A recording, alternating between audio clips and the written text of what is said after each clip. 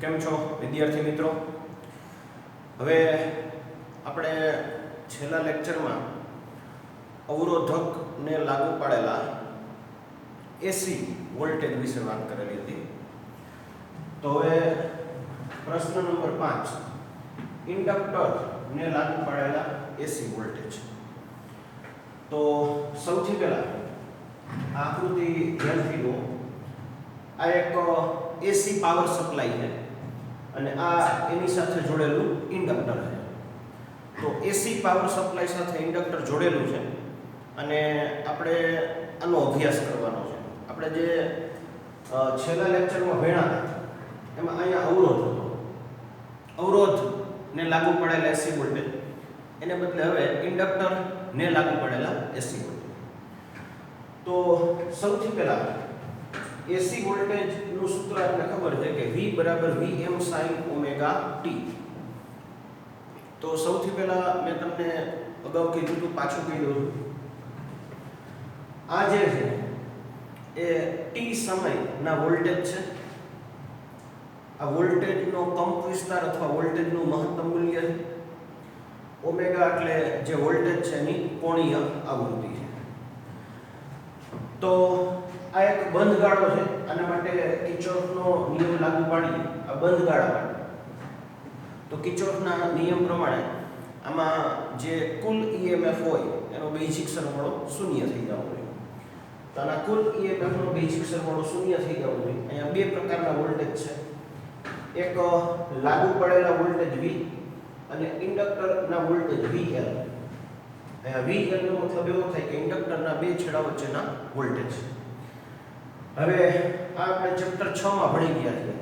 Chapter 6 કે ઇન્ડક્ટરના બે છેડા વચ્ચે લાગુ પાડેલા વોલ્ટેજ છે એને બેક EMF કહેવાય. એનું મૂલ્ય હોય LdI/dt અને એ હંમેશા વિરોધ કરે છે, એટલે -LdI/dt. તો આ જે છે એ ઇન્ડક્ટરના બે છેડા વચ્ચેના વોલ્ટેજ -LdI/dt. તો આને આગળ સાદુરૂપ આપો તો કોઈ પણ એકને તમે સામાન્ય સાઈડ લઈ લો એટલે બંને પદ પ્લસ થઈ જશે. di/dt ને અલગ કરો તો di/dt એની કિંમત થશે v/L. v ની કિંમત કેટલી છે? v ની કિંમત છે Vm sin ઓમેગા t. તો v ની જગ્યાએ આપણે Vm sin ઓમેગા t અને ભાગાકારમાં L. આપણે વિદ્યુત પ્રવાહની જરૂર છે તો di ને અલગ કરો. di ને અલગ કરો તો Vm/L sin omega t dt. અને આ આખા પદનું સંકલન કરો તો di નું સંકલન થાય I, sin વિધેયનું સંકલન થાય -cos, sin વિધેયનું સંકલન થાય -cos અને t નો સહગુણક ભાગાકારમાં આવે. ધારો કે અહીંયા 3t હોય તો ભાગાકારમાં 3 આવે, અહીંયા 4t હોય તો ભાગાકારમાં 4 આવે, અહીંયા ઓમેગા t છે તો ભાગાકારમાં ઓમેગા આવે. તો કૌંસની બહાર -Vm/L cos omega t plus આ સંકલનનો અચળાંક. તો આ સંકલનનો અચળાંક છે 0 છે. તો આ સંકલનનો અચળાંક આપણે 0 લખી દઈએ. તો I બરાબર -Vm/L cos ઓમેગા t. હવે cos થીટા, તો cos થીટા એટલે sin π/2 - થીટા થાય. cos થીટા નો મતલબ થાય sin π/2 - થીટા. તો આ cos થીટા બરાબર sin π/2 - થીટા. આ માઈનસ નિશાનીને અંદર લઈ લો તો આ બે પદ બદલી જશે. તો હવે આ π/2 - ઓમેગા t હતું એને બદલે થઈ ગયું ઓમેગા t - π/2. હવે એક બીજી વસ્તુ જુઓ. તમને એવું કહે કે 8 sin થીટા એનું મહત્તમ મૂલ્ય કેટલું? 8. તમને એવું કહે કે 15 sin થીટા એનું મહત્તમ મૂલ્ય કેટલું? 15. તો અહીંયા ધ્યાનથી જુઓ કે sin વિધેયનો સહગુણક કોણ છે? પેલા અહીંયા sin વિધેયનો સહગુણક આ છે તો આ મહત્તમ વોલ્ટેજ છે. તો અહીંયા sin વિધેયનો સહગુણક આટલો છે. આટલું બચ્ચો આ જે છે એ sin વિધેયનો સહગુણક છે. તો આ જે પદ મળે છે આને કહેવાય મહત્તમ પ્રવાહ. આ જે કાંઈ છે એને કહેવાય મહત્તમ પ્રવાહ અથવા કહેવાય પ્રવાહનો કંપ વિસ્તાર. અને તમે બે રીતે વિચારી શકો, કાં તો આને કહી દો મહત્તમ પ્રવાહ અથવા કહી દો પ્રવાહનો કંપ વિસ્તાર. તો આની જગ્યાએ આપણે IM લખીને IM. તો IM નો મતલબ કાં તો તમે એને કહેશો મહત્તમ પ્રવાહ અથવા પ્રવાહનો કંપ વિસ્તાર. હવે આ બે સમીકરણને એક સાથે વિચારો. આ બે સમીકરણને એક સાથે વિચારો તો શું થશે? T સમયના વોલ્ટેજ મહત્તમ વોલ્ટેજ, T સમયનો પ્રવાહ અને મહત્તમ પ્રવાહ. બીજો ડિફરન્સ ક્યાં આવ્યો? તો કે અહીંયા જે ખૂણો ઓમેગા t હતો, અહીંયા જે ખૂણો ઓમેગા t હતો, તો અહીંયા ખૂણો omega t minus pi by 2 આવ્યો. Omega t minus pi by 2 મતલબ પાઈ બાય 2 જેટલો ઓછો આવ્યો. બીજી એક વસ્તુ કે અહીંયા ભાગાકારમાં Vm ના ભાગાકારમાં એક પદ આવ્યું છે ઓમેગા l. Vm ના ભાગાકારમાં એક પદ આવ્યું છે ઓમેગા l. તો આને આપણે નવું નામ આપ્યું છે. તો ઓમેગા l એને આપણે નામ આપ્યું છે ઇન્ડક્ટિવ રિએક્ટન્સ. ઓમેગા l એને કહેવામાં આવે છે ઇન્ડક્ટિવ રિએક્ટન્સ અને એની સંજ્ઞા છે XL. ઓમેગા l એટલે ઇન્ડક્ટિવ રિએક્ટન્સ અને એની સંજ્ઞા છે XL. તો એનો મતલબ એવો થયો કે મહત્તમ પ્રવાહ એ કેટલો મળ્યો? Vm upon ઓમેગા l અને ઓમેગા l ની સંજ્ઞા છે XL. અહીંયા ઓમેગા l અથવા XL એને ઇન્ડક્ટિવ રિએક્ટન્સ કહેવાય છે. સાદી ભાષામાં ઇન્ડક્ટિવ રિએક્ટન્સ એટલે અસરકારક અવરોધ. કોઈ પણ ગૂંચળું હોય, ધારો કે કોઈ પણ ગૂંચળું છે તો ગૂંચળાની અંદર કંઈક ને કંઈક અવરોધ હોય, તો એને ગૂંચળાનો અસરકારક અવરોધ અથવા ઇન્ડક્ટિવ રિએક્ટન્સ કહેવાય. એનું મૂલ્ય છે ઓમેગા l અને એની સંજ્ઞા છે XL. તો જ્યારે તમે ઇન્ડક્ટરને AC વોલ્ટેજ લાગુ પાડો તો આ પ્રકારની સ્થિતિ તમને મળે છે. હવે આપણે આને આધારે આના હાર્મોનિક વિધેય અને આનો ફેઝ ડાયાગ્રામ બે વસ્તુ દોરશું.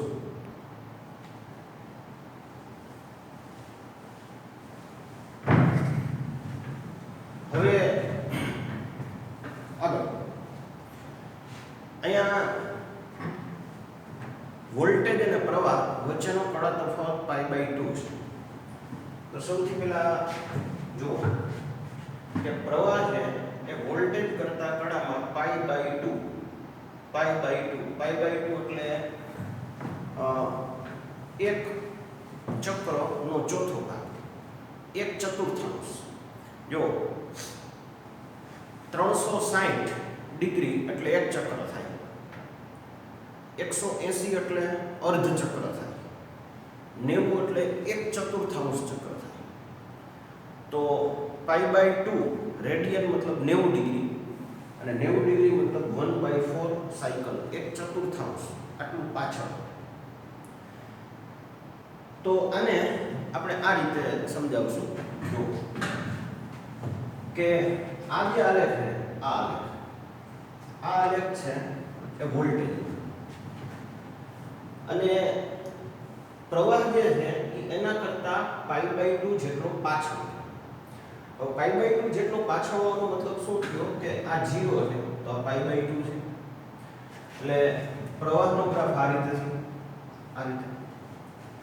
તો અહીંયા તમે જોઈ શકો છો કે વિદ્યુત પ્રવાહ છે એ વોલ્ટેજ કરતા પાઈ બાય 2 અથવા 90 અથવા એક ચતુર્થાંશ ચક્ર અથવા 1/4 સાયકલ આટલું પાછળ.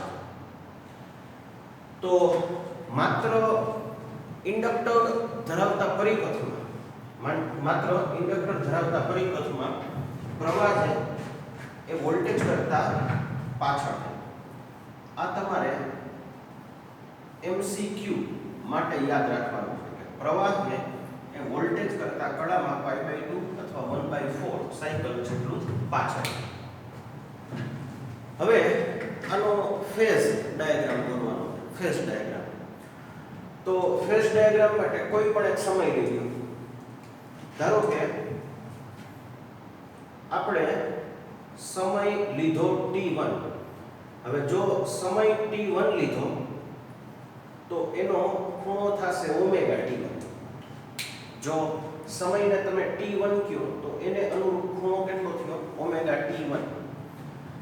ધારો કે આ એને અનુરૂપ ખૂણો છે તો આના બે છેદબિંદુ મળશે, એક છેદબિંદુ વોલ્ટેજ સાથે અને એક છેદબિંદુ પ્રવાહ સાથે.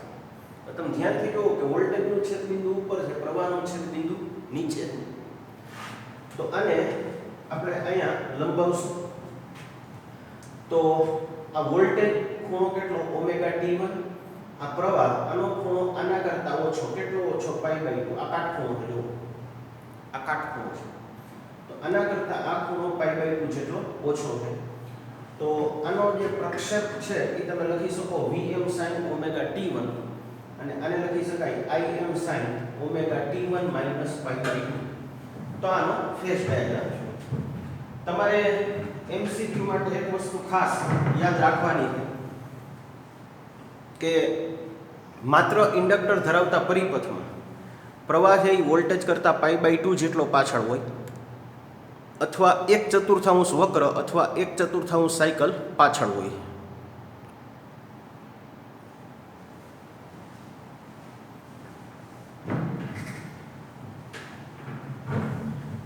હવે પ્રશ્ન નંબર 6 કે જે આપણે ઇન્ડક્ટર ધરાવતા પરિપથની વાત કરી એમાં પાવર કઈ રીતે મળે.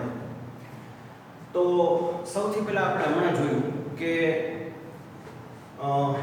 ઇન્ડક્ટરને લાગુ પાડેલા વોલ્ટેજ, ઇન્ડક્ટર માટે પ્રવાહ. તો આના માટે આપણે એવું જોયું કે પ્રવાહ જે છે એ વોલ્ટેજ કરતાં π/2 જેટલો પાછળ હોય. હવે π/2 એટલે એક ચક્રનો ચોથો ભાગ છે, એક ચક્રનો ચોથો ભાગ. તો એક ચક્રનો ચોથો ભાગ, એક ચક્ર માટેનો જે સમય છે, આવર્તકાળ છે, એને t કહેવાય. એનો ચોથો ભાગ મતલબ t/4. t ને આપણે લખી શકીએ 2π/ω. t ને લખી શકાય 2π/ω. તો આને આપણે આ રીતે વિચારી શકીએ, ભાગાકારમાં ઓમેગા આવી ગયા, તો આ પદ થઈ ગયું 2π/4. 2π/4 મતલબ π/2.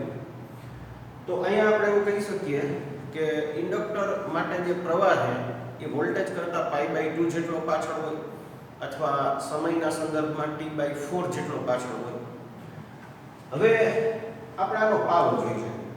તો આનો પાવર બે રીતે મળશે. પહેલા જે મળશે એ તત્કાલીન પાવર, અને પછી જે આપણે મેળવશું એ મેળવશું સરેરાશ પાવર. તો બે પ્રકારના પાવર છે, એક તત્કાલીન પાવર અને એક સરેરાશ પાવર. તત્કાલીન પાવર એટલે શું છે કે કોઈ પણ ચોક્કસ સમયે પ્રવાહ અને વોલ્ટેજ બંનેનો ગુણાકાર, આ તત્કાલીન પાવર. તો તત્કાલીન પાવર માટે બે વસ્તુનો ગુણાકાર, એક પ્રવાહ અને એક વોલ્ટેજ. આ સૂત્ર પ્રવાહનું છે, આ સૂત્ર વોલ્ટેજનું છે. તો પ્રવાહ અને વોલ્ટેજના સૂત્ર લખી નાખ્યા.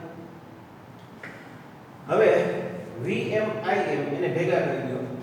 અહીંયા sin ના બે વિધેય છે, એકનો ખૂણો ω2 છે, એકનો ω2 માઈનસ π/2 છે.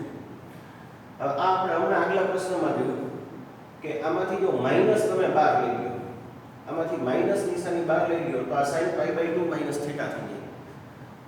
અને આપણે ખબર છે કે sin π/2 માઈનસ થીટા એટલે cos થીટા થઈ જાય. તો માઈનસ નિશાની આપણે બહાર લઈ લીધી.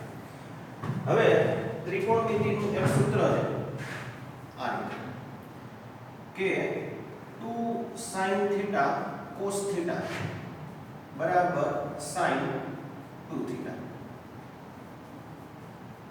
આ ત્રિકોણમિતિનું એક સૂત્ર છે કે 2 sin થીટા cos થીટા બરાબર sin 2 થીટા. તો આનો ભાગાકાર 2 થી અને ગુણાકાર 2 થી કરો. 2 થી આનો ભાગાકાર કરો, 2 થી આનો ગુણાકાર કરો. હવે આ પદ તમે ધ્યાનથી જુઓ. આ પદ થઈ ગયું 2 sin થીટા cos થીટા. તો આને તમે લખી શકો sin 2 થીટા.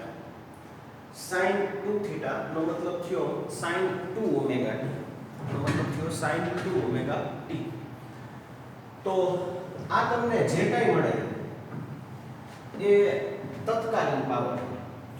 હવે આપણે પૂછ્યું છે સરેરાશ પાવર.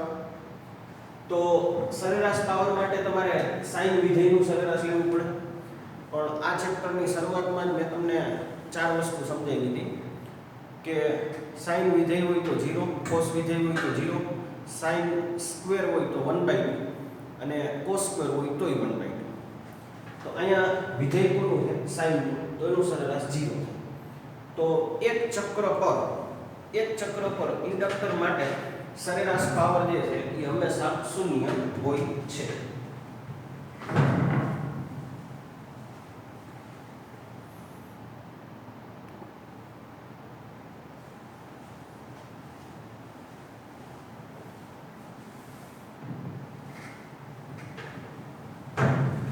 હવે દાખલા માટે અને એમસીક્યુ માટે એક બહુ અગત્યની નોંધ છે, એટલે તમે લખી લેજો. રકમમાં સ્પષ્ટ માહિતી આપેલી ન હોય, તો રકમમાં આપેલો પ્રવાહ એ આરએમએસ છે અને રકમમાં આપેલો વોલ્ટેજ એ પણ આરએમએસ છે. હવે આને આપણે આ રીતે સમજાવીએ. જો ધારો કે રકમમાં એવું કીધું છે કે એક પરિપથના વોલ્ટેજ 30 છે. રકમમાં એવું કીધું છે એક પરિપથના વોલ્ટેજ 30 છે. તો આ 30 છે એ આરએમએસ જ હોય, કારણ કે રકમમાં સ્પષ્ટ સૂચના નથી. રકમમાં એવું કહે એક પરિપથ એમાં વિદ્યુત પ્રવાહ 4 એમ્પિયર છે, તો આ વિદ્યુત પ્રવાહ આરએમએસ હોવો જોઈએ. તો રકમમાં જ્યારે સ્પષ્ટ માહિતી ન હોય, તો રકમમાં આપેલા મૂલ્ય હંમેશા આરએમએસ હોય. સંજ્ઞા પદ્ધતિ મેં તમને અગાઉ કીધી છે. કેપિટલ V આરએમએસ વોલ્ટેજ છે, કેપિટલ I આરએમએસ પ્રવાહ છે. એટલે આ બંને સંજ્ઞાઓ છે એ આરએમએસ ની છે.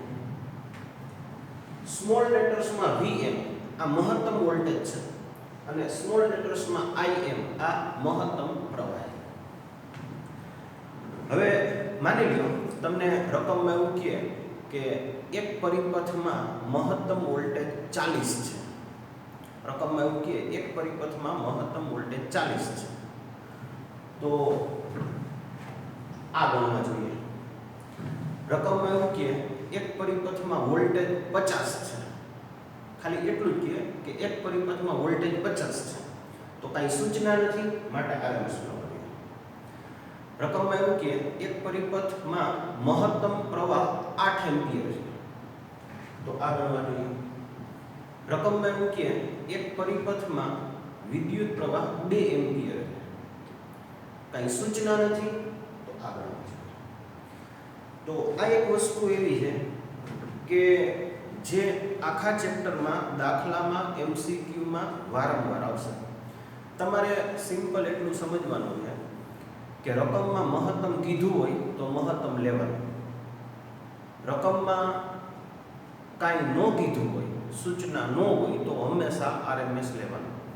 બીજું, આ બેનું રિલેશન તમને ખબર છે. આરએમએસ મૂલ્ય મહત્તમ મૂલ્યના √2 માં ભાગનું હોય. આરએમએસ મૂલ્ય છે એ મહત્તમ મૂલ્યના √2 માં ભાગનું હોય. તો આ એક વસ્તુ નોટબુકમાં તમે લખી લેજો. હવે ઉદાહરણ નંબર 7.1. તો ઉદાહરણ નંબર 7.1 માં આપણે એવું કીધું છે કે વોલ્ટેજ છે એ 220 છે. હવે જો રકમમાં સૂચના નથી કે આ વોલ્ટેજ ક્યાં છે. તો રકમમાં સૂચના નથી તો આ વોલ્ટેજને આપણે ક્યાં ગણશું? આરએમએસ ગણશું. રકમમાં માત્ર એટલું કીધું છે કે વોલ્ટેજ 220 છે, મહત્તમ છે કે આરએમએસ છે એના વિશે કંઈ નથી કીધું, તો આપણે આ વોલ્ટેજને આરએમએસ ગણશું. પાવર છે એ 100 છે. મતલબ બે વસ્તુ આપી છે, એક આરએમએસ વોલ્ટેજ આપ્યા છે અને એક પાવર આપ્યો છે. હવે આપણે ત્રણ જુદી જુદી વસ્તુ પૂછી છે. સૌથી પહેલા પૂછ્યું છે અવરોધ, પછી પૂછ્યું છે મહત્તમ વોલ્ટેજ અને પછી પૂછ્યું છે આરએમએસ પ્રવાહ. ત્રણ વસ્તુ આપણે પૂછી. તો સૌથી પહેલા आपने खबर है कि पावर बराबर v²/r। तो r ने सूत्रનો કરતા બનાવો તો v²/પાવર v²/પાવર આ બે કિંમત રકમમાં આપી છે, આનું સાદુરૂપ આપી દો તો આ તમને અવરોધનું મૂલ્ય મળશે। આ આપેલું છે। પછી પૂછ્યું છે મહત્તમ વોલ્ટેજ। હવે હું તમને પાછું કહું, રકમમાં જે વોલ્ટેજ આપ્યા છે આ વોલ્ટેજ RMS છે। તો તમને ખબર છે કે RMS વોલ્ટેજ છે એ મહત્તમ વોલ્ટેજનો √2 નો ભાગ હોય। તો મહત્તમ વોલ્ટેજ એ RMS વોલ્ટેજના ગુણાકારમાં √2 આવે। પાછું કહું છું, મહત્તમ વોલ્ટેજ છે એ RMS વોલ્ટેજના ગુણાકારમાં √2 આવે, મતલબ 220 નો ગુણાકાર √2 થી। તો આ તમારા પ્રશ્નનો બીજો જવાબ।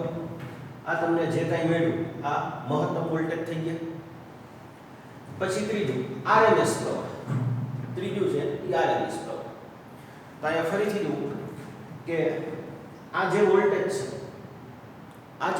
છે આ વોલ્ટેજ ક્યાં છે? RMS છે। તો જ્યારે તમે P બરાબર V * I મૂકો તો I બરાબર P/V। તો આ તમને જે પ્રવાહ મળ્યો આ પ્રવાહ કયો થયો? RMS। આ જે પ્રવાહ થયો RMS। માની લો મહત્તમ પ્રવાહ પૂછ્યો તો આનો ગુણાકાર તમારે √2 થી કરવાનો થાય। તો દાખલો તો બહુ સિમ્પલ છે, પણ તમારે આ એક વસ્તુની વારંવાર જરૂર પડવાની છે, એટલે આ ખાસ યાદ રાખજો। હું ફરીથી કહી દઉં છું, રકમમાં સૂચના હોય કે મહત્તમ વોલ્ટેજ તો લેવાના, રકમમાં સૂચના હોય મહત્તમ પ્રવાહ તો લેવાના। રકમમાં જ્યારે સ્પષ્ટ માહિતી ન હોય, માત્ર એવો શબ્દ વાપર્યો હોય કે વોલ્ટેજ આટલા છે, અથવા એવો શબ્દ વાપર્યો હોય કે પ્રવાહ આટલો છે, તો આવી પરિસ્થિતિમાં રકમમાં જે આપેલી માહિતી છે, વોલ્ટેજ હોય કે પ્રવાહ હોય, તો આવી સ્થિતિમાં રકમમાં આપેલી માહિતી પ્રવાહ હોય કે વોલ્ટેજ હોય, આ તમારે હંમેશા RMS મૂલ્ય છે એવું ગણવાનું છે।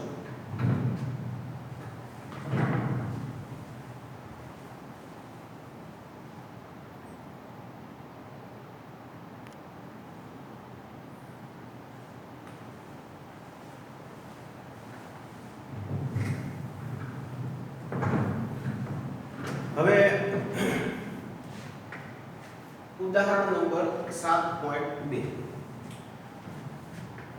આમાં આપણે એવું કીધું છે કે એક ઇન્ડક્ટર છે, એનું ઇન્ડક્ટન્સ છે 25 મિલી હેનરી છે। મિલી હેનરી એટલે 10⁻³ વોલ્ટેજ છે 220 છે। મેં તમને હમણાં કીધું રકમમાં કઈ સૂચના નથી કે આ વોલ્ટેજ કઈ ટાઈપના છે, તો રકમમાં સૂચના નથી આ વોલ્ટેજ કઈ ટાઈપના છે, તો આ જે વોલ્ટેજ છે એને આપણે RMS વોલ્ટેજ ગણશું। આવૃત્તિ છે 50 હર્ટ્ઝ છે। તો તમને એવો પ્રશ્ન પૂછ્યો છે કે RMS વિદ્યુત પ્રવાહ કેટલો થાય, આવું આપણે પૂછ્યું। તો સૌથી પહેલા આટલું સમજો કે કોઈ પણ ઇન્ડક્ટર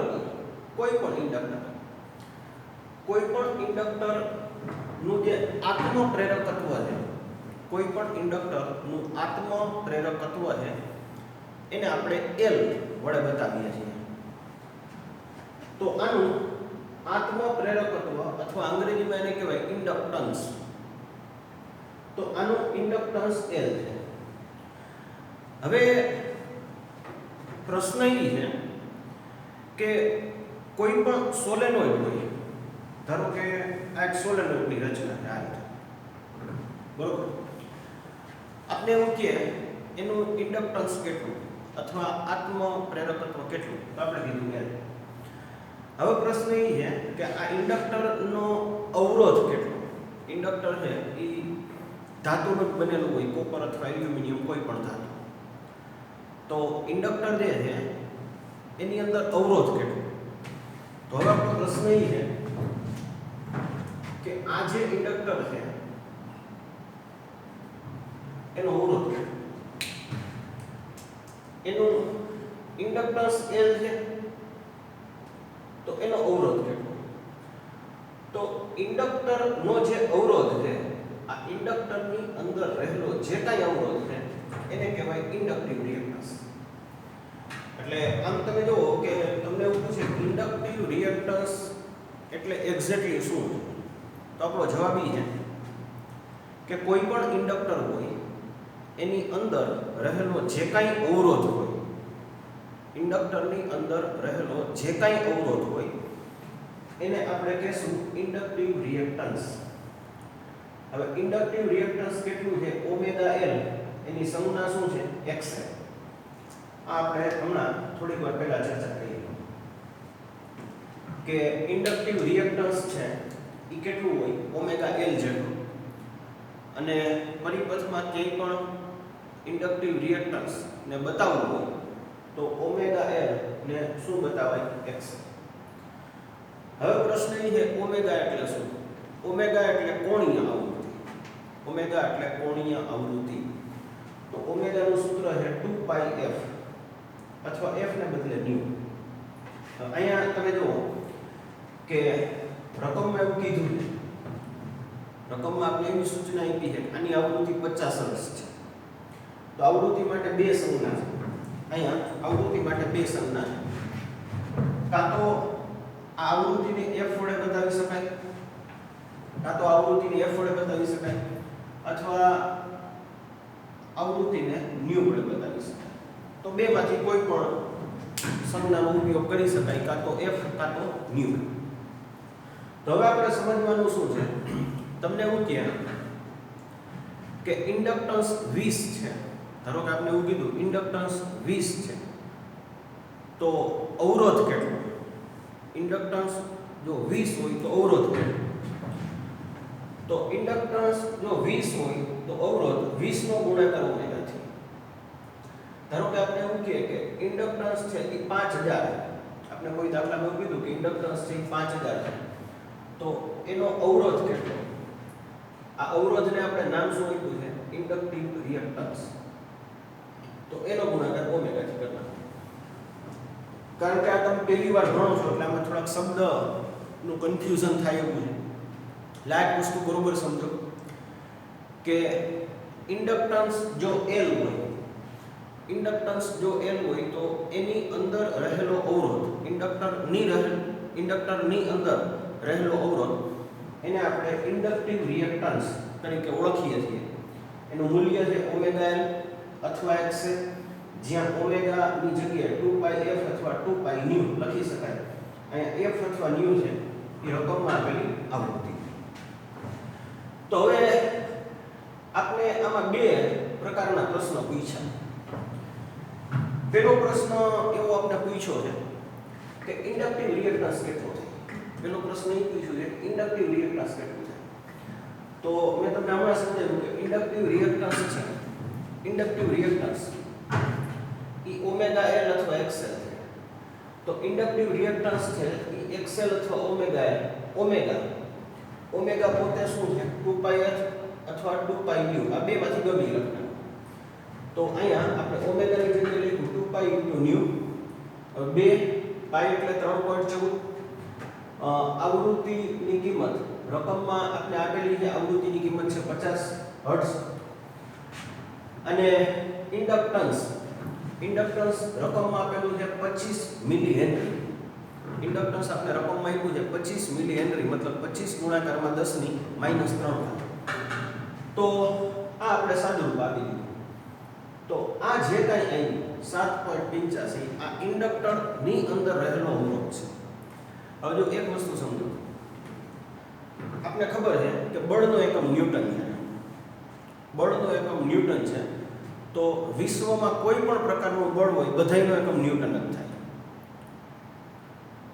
ગુરુત્વાકર્ષણ બળ હોય તો ન્યૂટન, ઘર્ષણ બળ હોય તો ન્યૂટન, વિદ્યુત બળ હોય તો ન્યૂટન, ચુંબકીય બળ હોય તોય ન્યૂટન. એટલે દરેક પ્રકારના બળનો એકમ ન્યૂટન થાય. બીજું, વિશ્વમાં રહેલી દરેક પ્રકારની ઉર્જા એનો એકમ જૂલ છે. ગતિ ઉર્જા, સ્થિતિ ઉર્જા, ચુંબકીય ઉર્જા, રાસાયણિક ઉર્જા, બરોબર, પ્રકાશ ઉર્જા, કોઈ પણ પ્રકારની ઉર્જા હોય એનો એકમ જૂલ થાય. તો એ જ રીતે દરેક પ્રકારના અવરોધનો એકમ ઓહમ થાય. તો અહીંયા જેને તમે ઇન્ડક્ટિવ રિએક્ટન્સ કહો છો અહીંયા જેને તમે ઇન્ડક્ટિવ રિએક્ટન્સ કહો છો એ હકીકતમાં શું છે તો કે ઇન્ડક્ટિવ રિએક્ટન્સ છે એ એક પ્રકારનો અવરોધ છે, પણ એ અવરોધ કોનો છે? ગૂંચળાનો છે. તો એનો મતલબ એવો થયો કે આનો એકમ ઇન્ડક્ટિવ રિએક્ટન્સનો એકમ શું થશે? ઓહમ. આ એક ધ્યાનમાં રાખો. પછી આપણે પૂછ્યું છે કે આરએમએસ પ્રવાહ કઈ રીતે થાય? તો આરએમએસ વોલ્ટેજ રકમમાં આપ્યા છે, એક્સેલ આપણે મેળવી લીધા છે. તો 220 નો ભાગાકાર આનાથી કરી નાખો તો આ તમને જે કાંઈ મળ્યું એ આરએમએસ પ્રવાહ. આ તમને જે કાંઈ મળે, આ તમને જે કાંઈ મળ્યું આ શું છે? આરએમએસ પ્રવાહ.